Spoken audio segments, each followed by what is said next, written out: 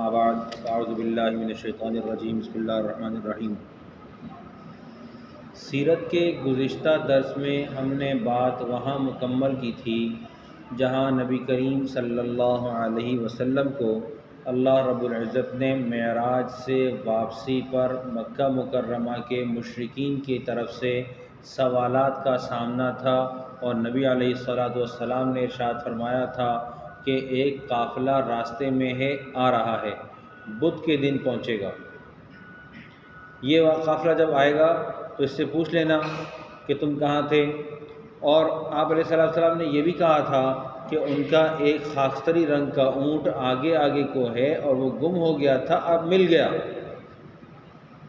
دو نشانیاں اس قافلے کی آنے کی نبی علیہ السلام نے بتائیں، اور اس کے جواب میں ولید ابن مغیرہ نے، جو کہ نبی علیہ السلام کا بڑا پکا ٹھکا دشمن تھا، اس ظالم نے کہا کہ یہ تو جادو ہے۔ بدھ کا دن واقع ہوا، نبی کریم صلی اللہ علیہ وسلم حسب وعدہ خود بھی منتظر تھے کہ وہ قافلہ پہنچے گا۔ تاخیر ہو گئی، قافلہ نہیں پہنچا، یہاں تک کہ عصر کا وقت ہو گیا اور مغرب کی نماز کے ساتھ ہی بدھ کا دن ختم ہو جائے گا۔ نبی علیہ السلام منتظر ہیں، تو نبی علیہ السلام پریشان ہوئے۔ آپ علیہ السلام نے دست مبارک بلند فرمائے اور حق تعالیٰ کے حضور میں دعا فرمائی۔ آپ نے دعا فرمائی تو آپ علیہ السلام کی دعا کی برکت سے سورج ٹھہر گیا، تھم گیا، یہاں تک کہ وہ قافلہ داخل ہو گیا۔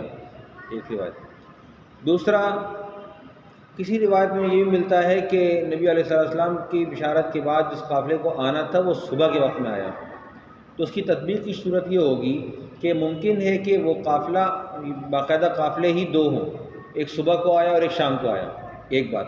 دوسری، ممکن ہے کہ ایسا ہو کہ وہ قافلہ دو حصوں پر مشتمل ہو کہ قافلے کے کچھ لوگ صبح کے وقت تشریف لے آئے اور قافلے کے کچھ لوگ شام کے وقت تشریف لے آئے، ممکن ایسا ہو۔ یہ روایت بہقی نے نقل کی ہے۔ علامہ تقی الدین سبکی رحمۃ اللہ علیہ نے بڑی شان کے ساتھ لکھا ہے، وَشَمْسُ الضُّحَىٰ طَاعَتُكَ عِنْدَ مَغِيبِهَا فَمَا غَرَبَتْ بَلْ وَافَقَتْكَ بِوَقْفِهِ۔ ارے بھائی آپ لوگ کام کرنے دیں۔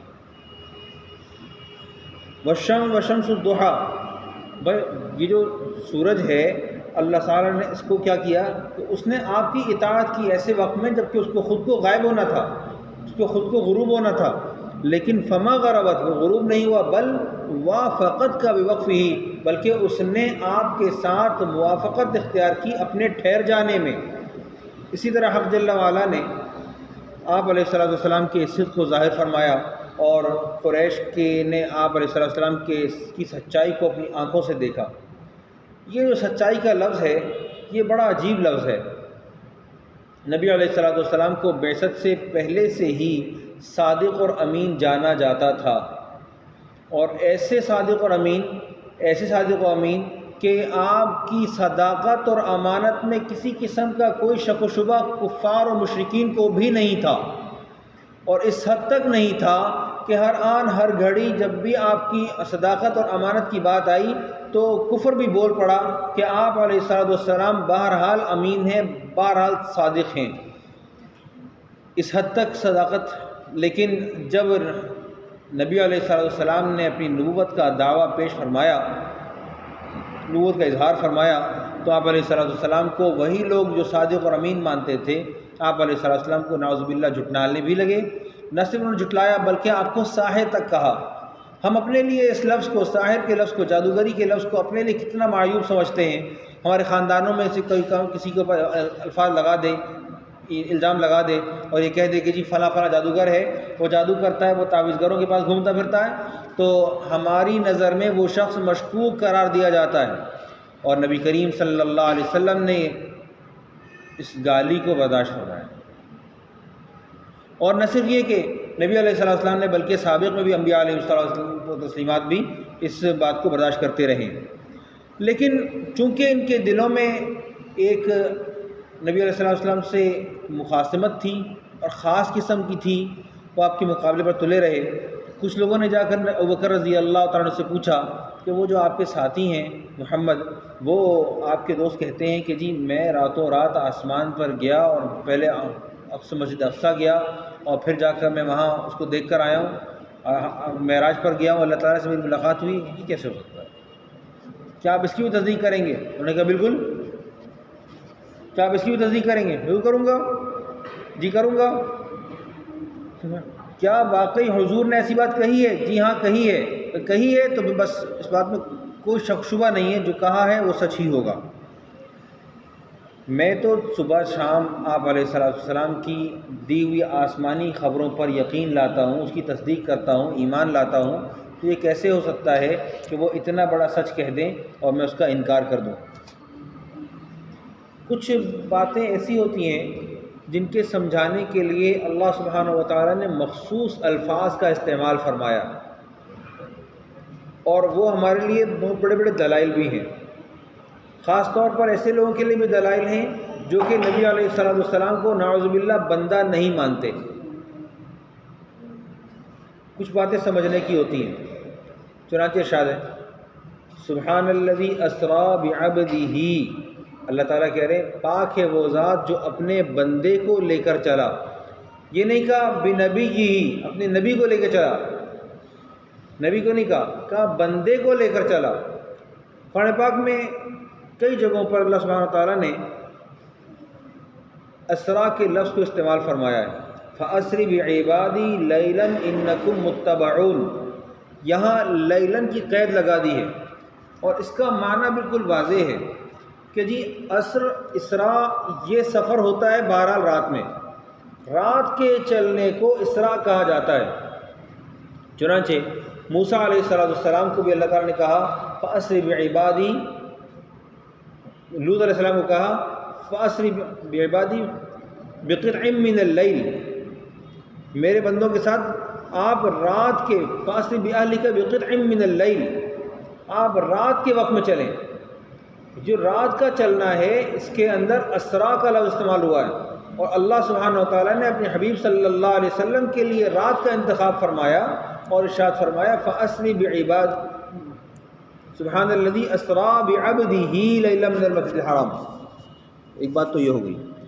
دوسری بات اللہ تعالیٰ نے سمجھانے کے لیے کہا انا ارسلنا الیکم رسولا شاہدا علیکم کما ارسلنا الی فرعون رسولا، ہم نے آپ کی طرف بھیجا رسول، انا ارسلنا الیکم رسولا، ہم نے عوام کی طرف رسول بھیجا، یہ نہیں کہا عبدن بندہ بھیجا، جبکہ اپنے پاس بلایا ہے تو کیا کہا اسریٰ بعبدہ، اور جب بھیجا ہے تو کیا کہا ارسلنا الیکم رسولا، ہم بھیج رہے ہیں تو فرستادہ ہمارا رسول کہلائے گا، پیغمبر کہلائے گا، اور اپنے پاس بلا رہے ہیں تو ہم یہ نہیں کہہ رہے کہ اسریٰ برسولہ، اپنے رسول کو بلایا، نہیں نہیں نہیں نہیں نہیں نہیں، رسول کا معنی ہوتا ہے پیغام رساں، اور نبی علیہ السلام کی اپنی چاہت کیا تھی افلا اکون عبدا شکورا، میں بندہ نہ بنوں، میں بندہ نہ بنوں، تو آپ علیہ السلام کا پورا زور اس بات پر تھا کہ میں بندہ نہ بنوں۔ حق سبحانہ و تعالیٰ نے اپنے حبیب صلی اللہ علیہ وسلم کو جو مقام عطا فرمایا وہ دو باتوں کی وجہ سے، ایک صداقت کی وجہ سے، دوسری تواضع کی وجہ سے، اور یہ صداقت اور امانت یہ بات تو طے تھی کہ آپ علیہ السلام اپنی بعثت سے، اپنی پیدائش سے پہلے سے نبی ہیں، یہ بات تو طے تھی، لیکن یہ جو معراج عطا ہوئی ہے اس کے پیچھے بھی کچھ نہ کچھ تو ہوگا۔ یہ جو صداقت تھی، یہ جو امانت تھی، نبی علیہ السلام کی سچائی تھی، آپ علیہ السلام کی تواضع تھی، کیا چاہا کہ میں بندہ بن کے چلوں، اور اللہ سبحانہ و تعالیٰ نے اپنے حبیب صلی اللہ علیہ وسلم کو انبیاء کے درمیان میں جب مبعوث فرمایا، آپ کو امام الانبیاء بنایا، اور امام الانبیاء بنانے کے ساتھ ساتھ آپ کو جب مبعوث فرمایا ہے تو یہ نہیں کہا کہ آپ دنیا چھوڑ کر میری طرف آ رہے ہیں، بلکہ اللہ سبحانہ و تعالیٰ سے ملاقات کے لیے جا رہے ہیں۔ دیکھیے ہم اپنے کسی بھی سرکار کے پاس، کسی بھی بڑے عہدیدار کے پاس، بے شک کہ وہ کرپٹ ہو، چور ہو، اور اس سے آپ کے معاملات لٹکے ہوئے ہوں، تو آپ اس کے پاس جانے کے لیے لجاجت، شرافت، طمانینت کا مظاہرہ خود کر لیتے ہیں، حالانکہ اس کا وہ تقاضا نہیں ہوا کرتا۔ جتنے ادب احترام سے آپ پیش ہو رہے ہوتے ہیں، آپ کے اندر میں اس کے لیے اتنا ہی غصہ بھی ہوتا ہے کہ اس منحوس آدمی کے سامنے ہمیں جھکنا پڑے گا، آپ یاد رکھیے کہ ہم نبی کریم صلی اللہ علیہ وسلم کی حق تعالیٰ سے ملاقات کی بات کر رہے ہیں، تو وہاں رسول بن کر جانا بہتر تھا یا عبد؟ اور جب عبد بن کے جانا بہتر تھا تو اسی الفاظ کو اللہ صلی اللہ علیہ وسلم نے ارشاد فرمایا سبحان الذی اسریٰ بعبدہ۔ امام راضی رحمۃ اللہ علیہ اپنے والد سے نقل کرتے ہیں کہ شب معراج میں حق تعالیٰ نے اپنے نبی صلی اللہ علیہ وسلم دریافت کیا آپ کو کون سا لقب اور کون سی صفت پسند ہے؟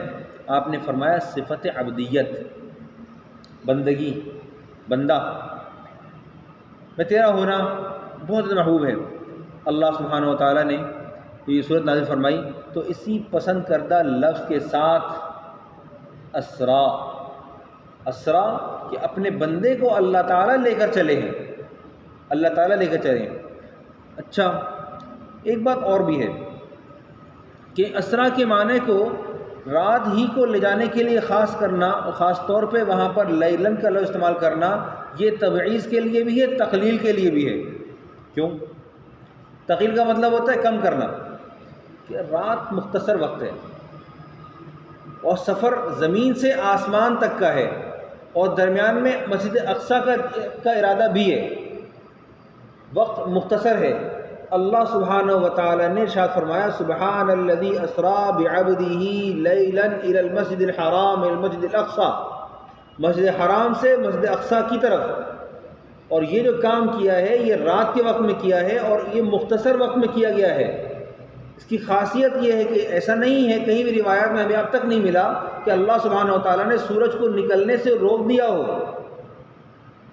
حبس شمس کا واقعہ نبی علیہ السلام کے واپس آنے کے بعد کا ہے، بدھ کے دن کا ہے، جبکہ اس سے پیچھے بھی ہم دیکھ رہے ہیں تو رات کو اتنا ہی رکھا ہے، اور اتنی ہی رات میں نبی کریم صلی اللہ علیہ وسلم 7 آسمانوں کا چکر لگا کر سدرۃ المنتہا، تمام انبیاء علیہ السلام کی ملاقات، سدرۃ المنتہا، سرف الاقلام، ثم دنا فتدلی، سارے مراحل سے گزر کے حق تعالیٰ کی ملاقات فرما کر، اور وہ وقت بھی شمار کیا جائے جو نبی علیہ السلام نے 9 مرتبہ موسیٰ علیہ السلام کے واپس بھیجنے پر بار بار اللہ تعالیٰ سے ملاقات فرمائی اور نمازیں کم کروائیں، یہ سارا وقت شمار کیا جائے تو یہ بہت مختصر سے وقت میں بہت بڑا کام ہوا ہے۔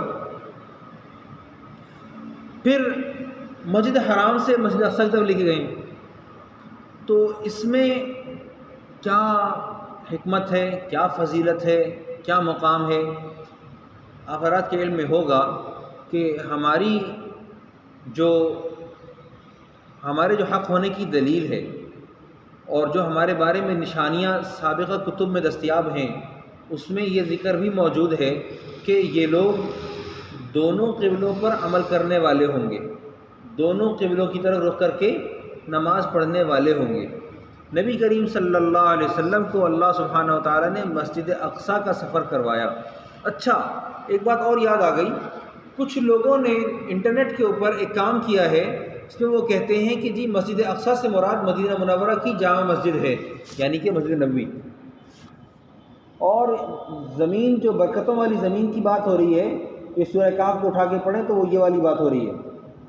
تو ان لوگوں کو جواب بھی ہم اسی آیت سے دیتے ہیں۔ تو قرآن پاک نے کہا سبحان الذی اسریٰ بعبدہ الی المسجد الحرام الی المسجد الاقصیٰ الذی بارکنا حولہ، اس کے اطراف میں اللہ سبحانہ وتعالیٰ نے برکتیں نازل فرمائیں۔ بھائی انبیاء کی سرزمین تو وہی ہے، اور اس طرف کو اگر آتے ہیں تو یہاں بنو اسماعیل ہیں، بنو اسحاق نہیں ہیں۔ مکہ مکرمہ کی طرف کو کون ہے؟ بنو اسماعیل ہیں، بنو اسحاق نہیں ہیں۔ اور نبی علیہ السلام کا مسجد اقصیٰ کی طرف جا کر نماز کا پڑھنا یہ اس بات کی دلیل ہے کہ بنو اسحاق سے قبلہ نکلنے والا ہے اور بنو اسماعیل کے حق میں جانے والا ہے، اور نبی علیہ السلام نے دونوں طرف رخ فرما کر اس بات کی بھی تصدیق فرما دی کہ میں بہرحال برحق نبی ہوں، اور میرا برحق ہونا اس بات کی دلیل ہے، برحق ہونے کے لیے یہ بھی دلیل کافی ہے کہ میں دونوں طرف رخ کر کے نماز پڑھنے والا ہوں۔ اور پھر انبیاء علیہ الصلوات و تسلیمات کو اللہ سبحانہ و تعالیٰ نے اپنے حبیب صلی اللہ علیہ وسلم کی اقتداء نصیب فرمائی، یہ اعجاز ہے۔ تمام انبیاء علیہ الصلوات و تسلیمات جمع کر دیے گئے، اور نبی علیہ السلام خاتم النبیین یعنی کہ مہر نبوت کے آخری نام لیوا، آخری سرفراز فرمائے جانے والے، آپ کو سرفراز فرمایا گیا، آپ کو یہ اعزاز بخشا گیا، آپ علیہ السلام تشریف لائے. ہم نے گزشتہ درس میں یہ بات بھی عرض کی تھی، اولین اور آخرین کا مطلب کیا ہے.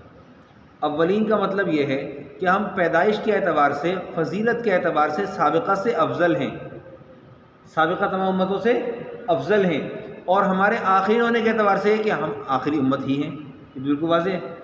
تو ہمیں تو سابقین اور اولین دونوں کا اجر ملتا ہے. اور جب یہ اجر ملتا ہے اور یہ ہمارے بنا تقاضا کیے، بنا مانگے، بنا سوال کیے دیا جا رہا ہے، تو یہ تو اعزاز حق تعالیٰ نے ہمیں عطا فرمایا. اور ہمارے نبی محمد صلی اللہ علیہ وسلم کو یہ اعزاز بھی عطا فرمایا کہ آپ آنے والوں میں سب سے پیچھے، سب کے بعد آنے والے، اور مقام و مرتبے اور رتبے کے اعتبار سے سب سے بڑے. بلکہ ایک اور حدیث میں آتا ہے، اس کا مفہوم ہے کہ نبی کریم صلی اللہ علیہ وسلم کی عمر مبارک کے بارے میں حضرت عباس سے پوچھا گیا. انہوں نے ارشاد فرمایا، میں ان سے عمر میں بڑا ہوں، مجھ سے رتبے میں بڑے کیوں نہ ہوتے.